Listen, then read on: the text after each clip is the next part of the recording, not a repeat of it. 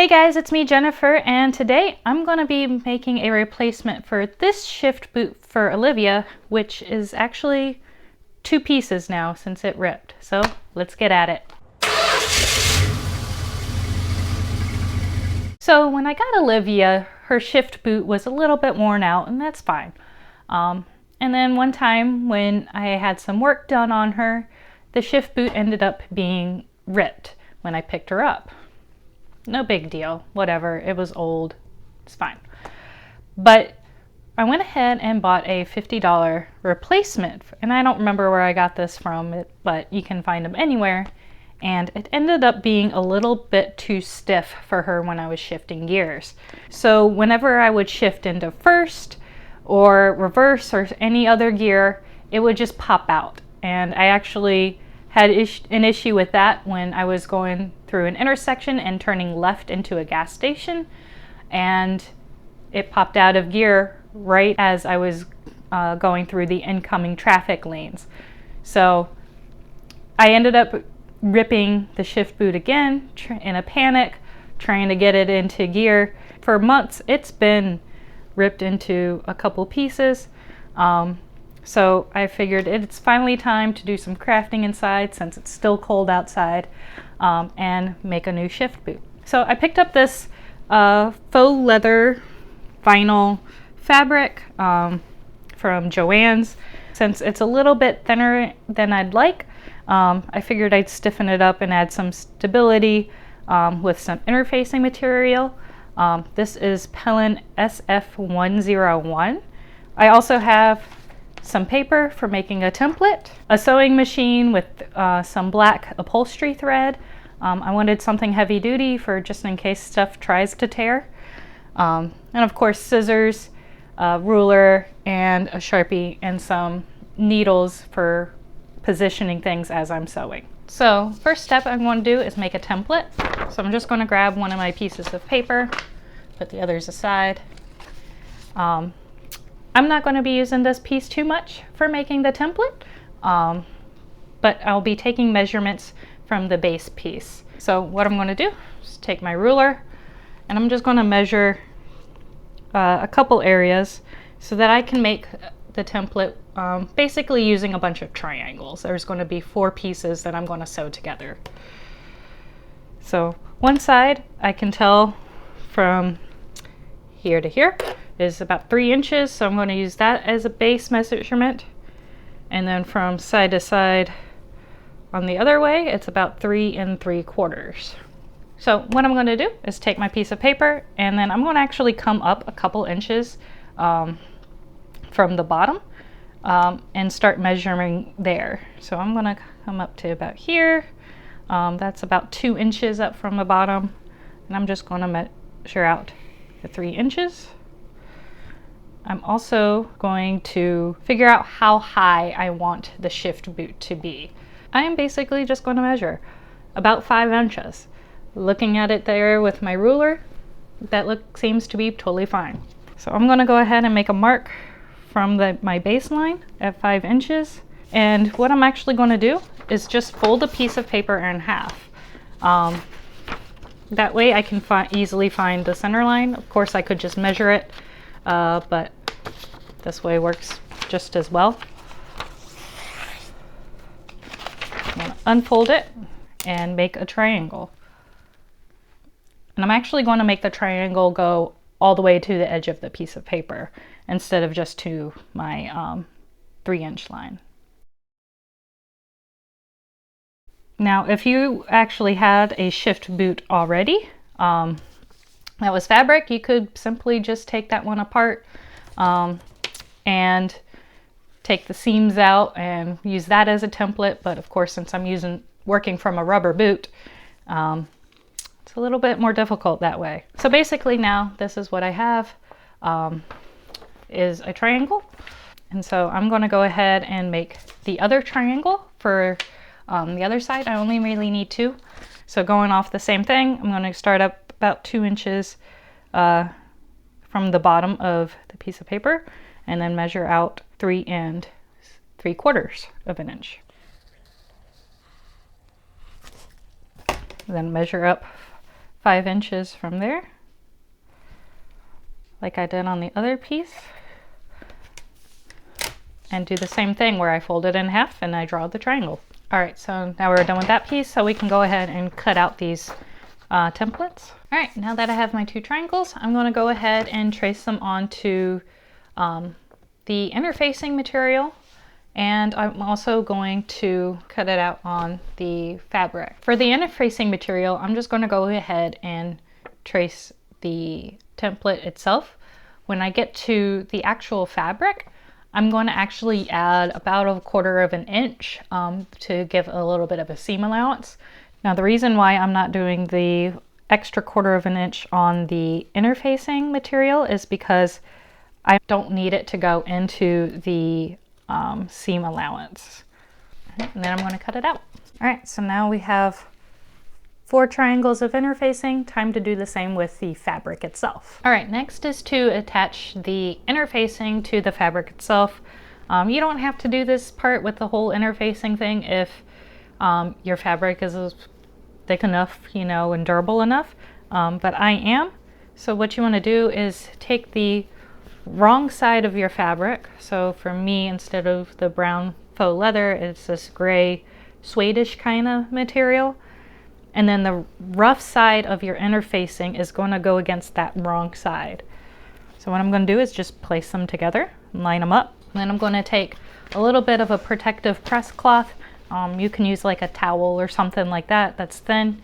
And I'm going to lay that on top. And I have my iron. It's kind of warm, so I'm going to go ahead and just gently iron the interfacing to the fabric.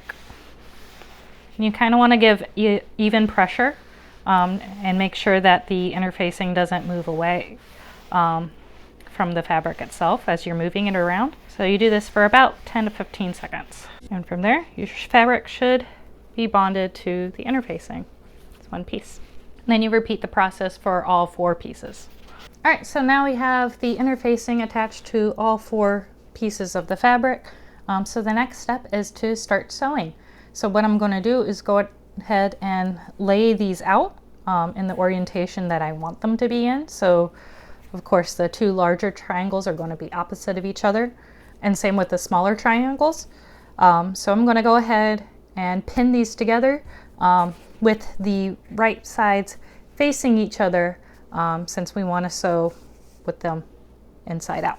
Now the next part is to, of course, sew it together.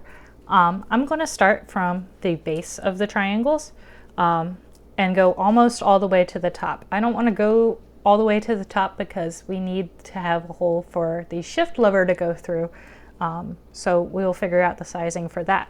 So I'm basically just going to go maybe to the top of the interfacing where the triangle is. Next up is to sew these 2 pieces together. So of course, same principle, right sides together once you figure out which way it goes, and then pin and sew. Now we have our shift boot that is inverted. Admittedly, I'm not the best sewer, so this is a little rough, but in Olivia, I kind of really don't care. So remember I mentioned that we want to leave an opening at the top of the shift boot, of course, to let the shift lever come through. So this gap actually should be sufficient enough for Olivia. So what I'm going to do is actually trim down these top triangles just a little bit so that they don't cause too much of an issue. And then what I'm going to do is actually hand sew these pieces down a little bit to kind of create a hem. I'm going to go ahead and flip it inside out. All right, there we go. We have our nice little shift boot. The top isn't like totally perfect, but that's totally fine. I really don't mind. I wanted to go ahead and use the old shift boot's bottom piece for this. The reason being is there's a nice little bezel piece that goes on top of the shift boot, and it has a little bit of a lip that comes down. Using just this, we don't get enough room for that lip before it hits the plate that goes on the bottom of the shift boot and then attaches to the transmission tunnel. So what I'm going to do is figure out a way to attach the fabric to the rubber base. Also on the rubber base, you'll notice that it has all these little screw holes. For Olivia, she basically just uses 4. So I'll have to be conscious of those while I'm trying to figure this part out. I'm using a piece of trash cardboard because I'm going to be using this E6000 spray adhesive. And I want to make sure it doesn't get all over the kitchen table. This stuff is like a heavy duty kind of adhesive that works with a bunch of different materials. There's also a gel kind of glue that's E6000.